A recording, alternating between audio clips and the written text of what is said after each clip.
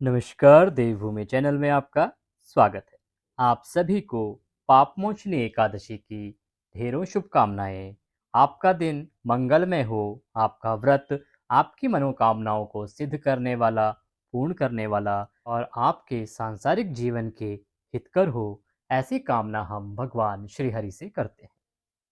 आज के इस वीडियो में हम बात करेंगे कि कृष्ण पक्ष की, चैत्र मास के कृष्ण पक्ष की एकादशी का क्या नाम है, वह कब है, उसकी पूजा आपको किस प्रकार से करनी चाहिए, और सर्वप्रथम पापमोचनी एकादशी का जो व्रत है वो किसने बताया था, किस प्रकार से महान ऋषि च्यवन के द्वारा बताए गए उपाय को करने से, महान ऋषि च्यवन के द्वारा बताए गए इस एकादशी के व्रत को करने से अनेकों ऋषियों ने भगवान विष्णु की सिद्धि हासिल की। सिर्फ इस एक एकादशी के व्रत करने से किस प्रकार से मनुष्य के सभी पाप धुल जाते हैं, उसके जीवन के सभी कष्ट दूर हो जाते हैं, उसके जीवन में आने वाली सभी परेशानियां भगवान श्रीहरि के आशीर्वाद से समाप्त हो जाती हैं और वह सुखमय जीवन व्यतीत करते हुए अंत समय में भगवान श्रीहरि के परम धाम को प्राप्त करता है।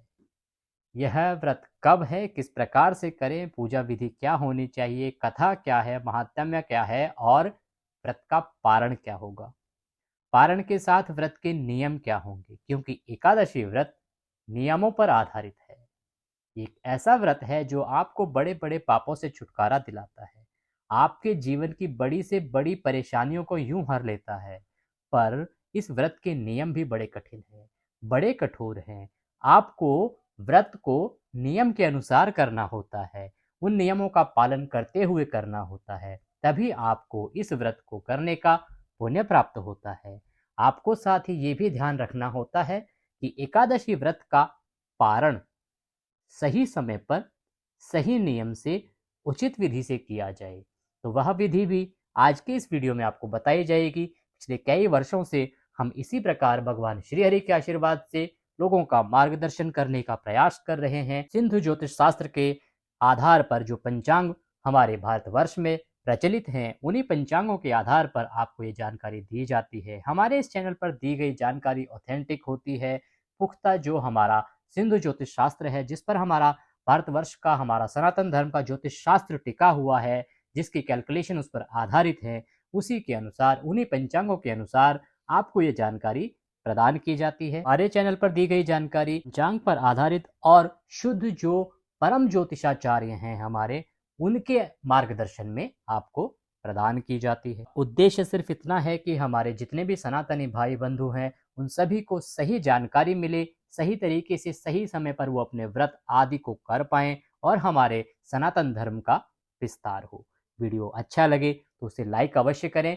कमेंट बॉक्स में जय श्री हरि लिखना ना भूलें। इससे भगवान श्री हरि की कृपा आपको अवश्य प्राप्त होगी और आपके व्रत को जिस उद्देश्य की पूर्ति के लिए आप कर रहे हैं, वह उद्देश्य आपका अवश्य ही सफल होगा। चैत्र मास के कृष्ण पक्ष की जो आने वाली एकादशी तिथि है, इसका नाम है पापमोचनी एकादशी। इसका व्रत एकादशी तिथि को रखा जाता है और इसे चैत्र कृष्ण एकादशी के नाम से भी जाना जाता है। पौराणिक मान्यताओं के अनुसार जो भी पापमोचनी एकादशी के दिन व्रत रखकर भगवान विष्णु की विधि विधान से पूजा करता है, वह कथा सुनता है, रात्रि को जागरण करके अगले दिन दान पुण्य के बाद व्रत का पारण करता है, उस पर भगवान श्री विष्णु की कृपा अवश्य होती है और उसके सभी पाप मिट जाते हैं। वह पाप रहित होकर जीवन जीता है, उसकी सभी मनोकामनाएं पूर्ण होती हैं, घर में धन धान्य के भंडार भरते हैं, पारिवारिक जन सुखी रहते हैं और अंत समय में वह मोक्ष को प्राप्त करता है। व्रत कब है और पारण कब करना है ये जाने, इससे पहले ये जानना आवश्यक है कि व्रत की विधि क्या होगी, नियम क्या होंगे। पापमोचनी एकादशी के व्रत को आप जब करें तो जिस दिन आप व्रत कर रहे हैं उस दिन ब्रह्म मुहूर्त में उठ जाएं। ब्रह्म मुहूर्त का समय होता है सुबह 4:30 से और 5 बजे तक का। अगर आप ब्रह्म मुहूर्त में नहीं उठ पाते हैं तो आप सूर्योदय से पहले अवश्य ही उठ जाएं। सूर्योदय से पहले उठने के बाद अपने दैनिक कार्यों से निवृत्त होकर स्नान आदि करने के बाद अगर आपके पास पीले वस्त्र हैं तो पीले वस्त्र धारण करें, अन्यथा कोई भी स्वच्छ वस्त्र आप धारण कर सकते हैं। सर्वप्रथम भगवान सूर्य को जल दें। भगवान सूर्य को जल देने के बाद आपका जो पूजा का स्थल है, आपने कोई मंदिर बना रखा है या जहाँ पे भी बैठ के आप पूजा करते हैं, वहाँ पर अगर भगवान श्री हरि विष्णु की कोई प्रतिमा, कोई तस्वीर आपके पास है तो बेहतर है। अगर नहीं है तो एक चौकी पट्टा कुछ लें, उस पर भगवान विष्णु की कोई प्रतिमा या तस्वीर स्थापित करें। भगवान की प्रतिमा या तस्वीर स्थापित करने के लिए पहले उनको आसन दिया जाता है। जो आपने एक चौकी ली है उस पे पीला वस्त्र आपके पास है तो उसको बिछाएं, उसके ऊपर थोड़े पुष्प डालिए और उस पुष्प के ऊपर भगवान की प्रतिमा को स्थापित कीजिए, तस्वीर को स्थापित कीजिए। आपके पास गणेश जी वहाँ पर अवश्य ही होने चाहिए। उसके बाद आप भगवान का अभिषेक अर्थात उनको स्नान कराएंगे। स्नान कराने के लिए आप पंचामृत का प्रयोग कर सकते हैं। अगर आपके पास इस प्रकार की प्रतिमा है जिसको स्नान कराया जा सकता है तो आप पंचामृत बनाएंगे। पंचामृत बनाते हैं घी, दूध, दही, शहद और शक्कर से। उस पंचामृत से भगवान को अभिषेक कराएंगे, नहलाएंगे, फिर शुद्ध पानी से भगवान को नहलाएंगे। शुद्ध पानी किसी एक लोटे या किसी ग्लास में पानी लीजिए। ग्लास जो है आपका वो किसी धातु का होना चाहिए, तांबे का, पीतल का या स्टील का। उसमें थोड़ा सा गंगा जल भी पानी में मिला लीजिए। तो आपने पंचामृत स्नान कराना है, फिर शुद्ध जल से स्नान कराना है। अगर आपके पास कोई प्रतिमा नहीं है जिसको इस प्रकार से स्नान करा सके तो आप सांकेतिक स्नान भी करा सकते हैं। 2 उंगलियां पानी में डिप कीजिए और उसके बाद भगवान की जो तस्वीर है उसको छींटे दीजिए। इस प्रकार से भी आप स्नान करा सकते हैं। पंचामृत नहीं है तो बिना पंचामृत के भी खाली पानी के छींटे देके सांकेतिक स्नान कराइए। उसके बाद स्वच्छ वस्त्र से भगवान को पोंछिए। पहुँचने के बाद भगवान श्री हरि को और गणपति जी को रौली कुमकुम आदि का तिलक लगाइए। तिलक लगाने के बाद भगवान को पुष्प अर्पित कीजिए। माला आपके पास है तो माला पहनाइए। भगवान को वस्त्र के रूप में मौली का एक टुकड़ा तोड़ के वह अर्पित कीजिए। अर्पित करके घी का दिया जलाइए, धूप जलाइए। धूप दीप जलाने के बाद अब आप अपने व्रत का संकल्प करेंगे। संकल्प करने का बहुत सूक्ष्म विधान मैं आपको बता देता हूँ। अपने सीधे हाथ में थोड़ा सा जल लीजिए, थोड़े से पुष्प लीजिए, उसमें 1 रुपये का सिक्का या जितना भी आप दक्षिणा रखना चाहें वो रखिए। दूसरा हाथ नीचे लगाइए। अगर आप जोड़े से बैठते हैं तो अपनी धर्मपत्नी का हाथ उसके नीचे लगाइए और उसके बाद 3 बार बोलिए ओम श्री विष्णु और विष्णु और विष्णु। अपना नाम, अपना गोत्र उच्चारण कीजिए।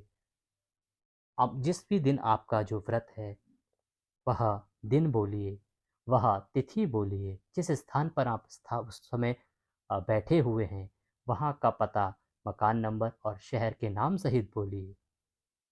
जिस उद्देश्य की पूर्ति के लिए आप एकादशी का व्रत कर रहे हैं वह दोहराइए कि प्रभु इस उद्देश्य की पूर्ति के लिए मैं पापमोचनी एकादशी का व्रत करने का संकल्प करता हूँ या करती हूँ।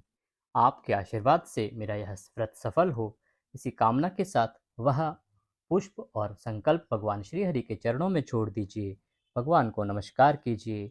ओम नमः भगवते वासुदेवाय मंत्र का 108 बार जाप कीजिए। अगर आपके पास इतना समय नहीं होता है तो केवल आप महात्म्य अर्थात पाप मोचनी एकादशी की व्रत कथा सुनकर भी अपने दैनिक कार्यों में रख सकते हैं। आप कथा अवश्य सुने, आपके पास है तो पढ़ें, नहीं है तो आप हमारे चैनल पर भी एकादशी की कथा सुन सकते हैं। प्रत्येक एकादशी पर एकादशी की कथा जो अलग अलग होती हैं हर एक एकादशी की, उसके अनुसार आपके कथा हम अपलोड करते हैं। हमारे वीडियो को आप अवश्य देखें, वहाँ से कथा सुने। कथा सुनने के बाद भगवान श्री हरि की आरती करेंगे। आरती के बाद भगवान को भोग लगाएंगे। भोग में तुलसी दल का होना अति आवश्यक है। तुलसी दल के बिना भगवान श्री हरि का भोग स्वीकार्य नहीं होता है। अब नियम की बात करते हैं। तुलसी दल उतारने का नियम है। तुलसी दल एकादशी को नहीं उतारा जाता है। एकादशी को तुलसी माता को हाथ भी नहीं लगाया जाता है। इसीलिए अगर आपके घर में तुलसी का पौधा है तो तुलसी के पत्ते आप दशमी तिथि को ही उतार के अर्थात तोड़ के रख लीजिए। और उनका प्रयोग आप अगले दिन भोग में कीजिए। नियम के अनुसार एकादशी का व्रत जो है वो दशमी तिथि से अर्थात एक दिन पहले ही आरंभ होता है।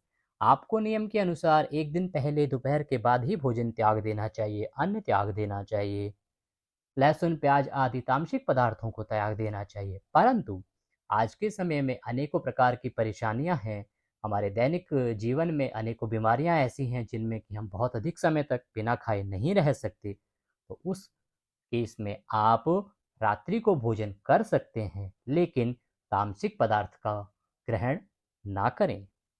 और रात्रि को दंत धावन अर्थात ब्रश आदि करने के बाद सोएं। अगले दिन ब्रह्म मुहूर्त में उठें और जो विधि आपको बताई है उस विधि से व्रत कीजिए। और व्रत करने के बाद भगवान की आरती करने के बाद फलों का भोग लगाइए। भोग लगा के आप अपने बंधु बांधवों में प्रसाद वितरित कीजिए। रात्रि का समय हो सके तो जागरण में या भगवान श्री हरि के ध्यान में बिताइए। आप पूरे दिन स्वच्छता का ध्यान रखेंगे, शुचिता का ध्यान रखेंगे, किसी प्रकार के वैर भाव आदि, क्रोध आदि के जितने भी भाव हैं उन सब को त्याग देंगे और भगवान श्री हरि के चरणों में मन को लगाते हुए पूरा दिन व्यतीत करेंगे। अगले दिन आप एकादशी के व्रत का पारण करेंगे। पारण का समय, पारण की विधि हम अभी आपको बताते हैं।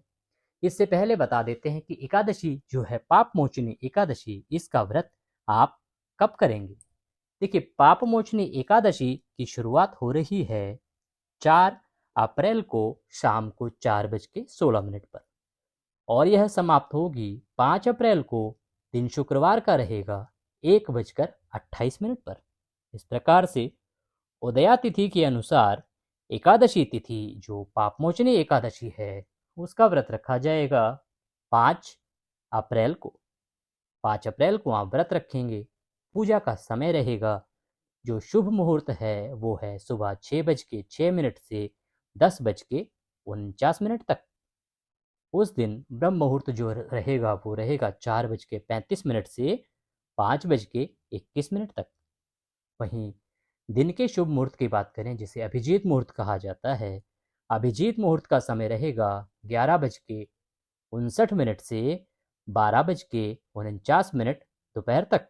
दिन को व्यतीत कीजिए। अगले दिन आप सूर्योदय से पहले अवश्य उठ जाएं। उठने के बाद स्नान आदि करने के बाद भगवान को स्नान कराएं, पुष्प आदि अर्पित करें, घी का दिया जलाएं। जिस प्रकार से विधि आपकी बताई थी इस प्रकार से हम भगवान को नमस्कार करें। नमस्कार करने के बाद सीधे हाथ में पुष्प लीजिए। पुष्प लेके भगवान से प्रणाम करके बोलिए कि हे भगवान श्री हरि विष्णु, आपके आशीर्वाद से हमने पापमोचनी एकादशी का यह व्रत संपूर्ण किया है। हमने यह व्रत पूरी लगन, मन, श्रद्धा और तन मन धन से किया है। इसमें कोई गलती, कोई त्रुटि, कोई भूल हमसे हुई हो तो प्रभु हमारी गलतियों को क्षमा करें और हमें दया का आशीर्वाद प्रदान करें, क्योंकि हम तो अज्ञानी जीव हैं। तन मन धन सब कुछ आपका है, हमें कुछ नहीं ज्ञात है। जैसा बन पड़ता है वैसा हम आपकी सेवा करते हैं। हे प्रभु, हमारी गलतियों को ध्यान ना देते हुए आप दया का आशीर्वाद सदैव हमारे परिवार पर बना के रखें। ऐसे आपसे विनती है। हमारे पास आपको देने के लिए कुछ नहीं है। अंत समय में हम आपको यह पुष्पांजलि अर्पित करते हैं। यह पुष्प आप ग्रहण करें और अपना आशीर्वाद हमें प्रदान करें। कार से नमस्कार करते हुए वह पुष्प भगवान के चरणों में आप रख दीजिए। फिर भगवान को भोग लगाइए। भोग में आप देखिए कुछ भी बना सकते हैं। बहुत सारी जगह पीले चावल बनाते हैं, कोई श्लोक खीर पूड़ी बनाते हैं, बहुत सारी जगह पर फल का भी भोग लगाया जाता है। आप पंजीरी का भी भोग आप उस दिन पे लगा सकते हैं और तुलसी पत्ते से आप व्रत का पारण कर सकते हैं। भगवान को भोग लगाएं, प्रसाद बंधु बांधवों में बांटें और उसके बाद आप व्रत का पारण करें। हो सके तो किसी ब्राह्मण को घर पे बुलाएं, निमंत्रित करें और उनको भोजन करके दान दक्षिणा आदि देने के बाद ही व्रत का पारण करें। ये थी जानकारी पापमोचनी एकादशी के बारे में। आप कुछ और जानना चाहते हैं तो कमेंट बॉक्स में लिख के पूछ सकते हैं। वीडियो अच्छा लगे तो भगवान श्री हरि की कृपा पाने के लिए कमेंट बॉक्स में जय श्री हरि लिखना ना भूलें, लाइक करना ना भूलें। चैनल पर नए हैं तो सब्सक्राइब अवश्य कर लें। आज के इस वीडियो में अभी के लिए इतना ही। अगले वीडियो में फिर होगी आपसे मुलाकात। तब तक के लिए जय श्री हरि।